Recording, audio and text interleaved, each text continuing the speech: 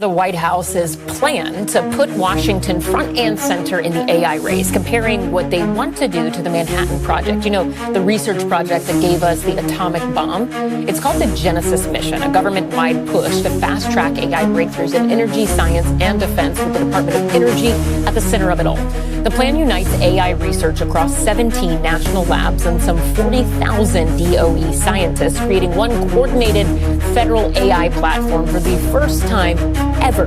Here's a scary one. Two pioneers of artificial intelligence have sounded the doomsday alarm. They're warning that the extinction of humanity could be only a few years away. The authors of the best-selling book, If Anyone Builds It, Everyone Dies, says that as AI becomes smarter than humans, it could develop its own goals, deceive its creators, and gain power over us all. One of those authors has told a conference, unless governments act quickly, we are doomed. I do not expect something actually smart to attack us with marching robot armies with glowing red eyes, where there could be a fun movie about us fighting them. I expect an actually smarter and uncaring entity will figure out strategies and technologies that can kill us quickly and reliably, and then kill us.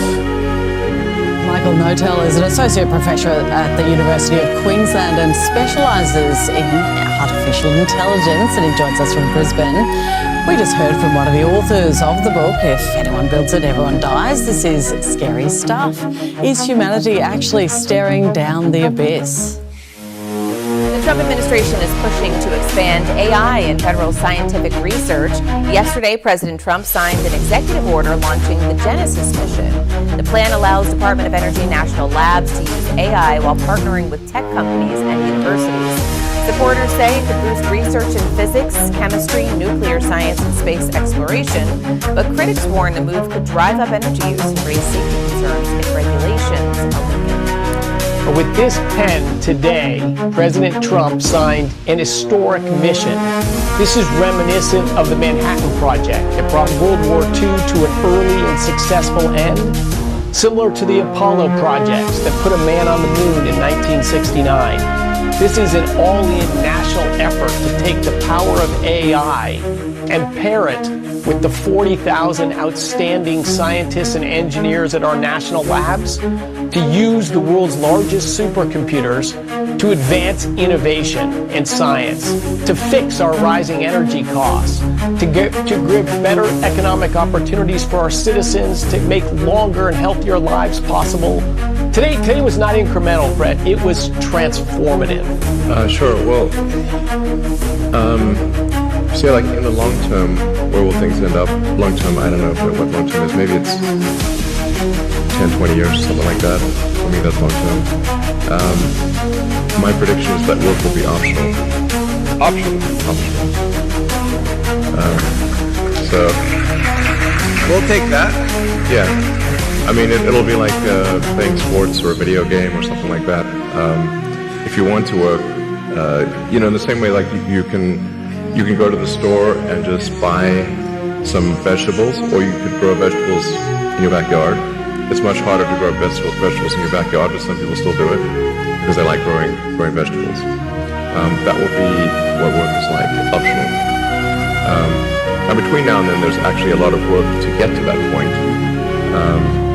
And I always recommend people read Ian Banks' culture books to get a sense for what a probable positive AI future is like. And interestingly, in those books, money is doesn't exist.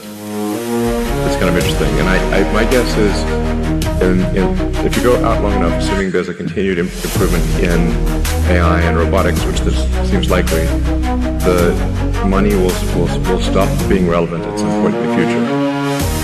Now there will still be constraints on power, like electricity and mass. The fundamental physics elements will still be constraints. But I think at some point, currency becomes irrelevant. A lot of people think, okay, are we in that type of scenario where they feel like this is some sort of next war endeavor or frontier?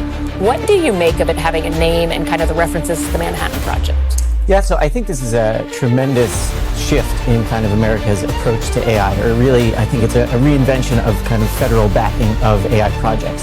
So we've seen throughout the Biden administration, earlier in the Trump administration, kind of federal efforts to back AI, but this is kind of the first really concerted push throwing the heft of the federal government behind the development, research, and application of AI. So as a colleague said to me, if it really was the Manhattan Project, we probably wouldn't be talking about it because that remained secret for quite some time. But I think, I don't know if it's similar to the Apollo program to, reach the moon, maybe something like President Biden's cancer moonshot. But I think it is a really substantial, declaration by the Trump administration that we're going to focus on using AI to search for scientific discoveries and basically change the way that scientific research is actually conducted in America. So what does this mean for Silicon Valley? I mean, should we consider this a formal power shift from there to DC when it comes to the AI space? So I think this is, as I see it, kind of more of a joining of forces. So if you take a step back, the development of AI as we know today is kind of interesting and different from many other very high-performing technologies. So if you think about the internet, even kind of the development of microchips, all that was really subsidized or kind of spearheaded by the government. So AI, on the other hand, has really been spearheaded, developed by a handful of private sector labs. You think Anthropic, OpenAI, Google, the companies whose chatbots you use. So I think the announcement yesterday is kind of a joining of forces between Silicon Valley and the government. And there's certainly a lot of chummy relationships between people in the White House. David Sachs has a very close relationship. A lot of these people were former venture capitalists in Silicon Valley. So I think there's going to be a lot more public-private partnerships, and that's one of the most exciting parts of the order, is it explicitly said that within 90 days, the Secretary of Energy, who's kind of overseeing all this, has to identify some of those opportunities for further public-private partnerships. It is scary stuff, and I think there is a higher risk than anyone is willing to tolerate. So the people building AI themselves think there's between like a 2 and 25% chance that AI kills us all by the end of the century, meaning it's probably the most likely thing to kill my kids. And that's by the people building it themselves. And most of us, from our surveys that we've done, expect AI to be about as safe as airlines. And the number of deaths from that is an absolute fraction of the risks that seems to be imposed by artificial intelligence. So what's it going to look like, Michael, if it starts to go against us?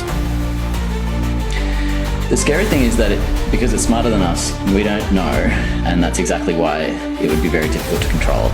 So one analogy that they use in the book is if you play the world's best chess AI, I don't know how it's going to beat me, I don't know what it's going to look like, but I know that I'm going to lose. Not even the best humans can beat that AI.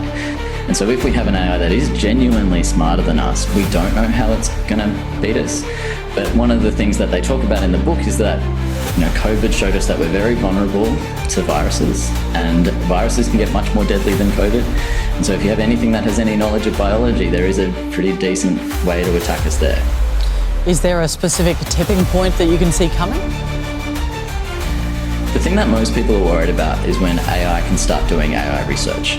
Because if AIs can make AIs smarter, then there'll be all of this pressure for the companies to use them to make their models better and better. It's the fastest way to get to something that's smarter than us is to have an AI that can help improve itself.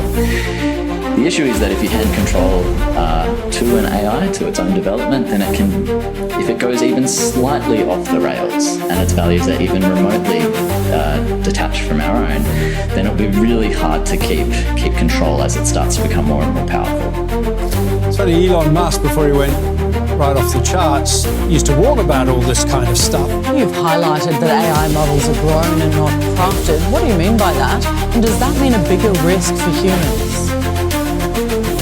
Yeah, so most software is crafted where each line is written deliberately by someone who knows what the instructions are doing.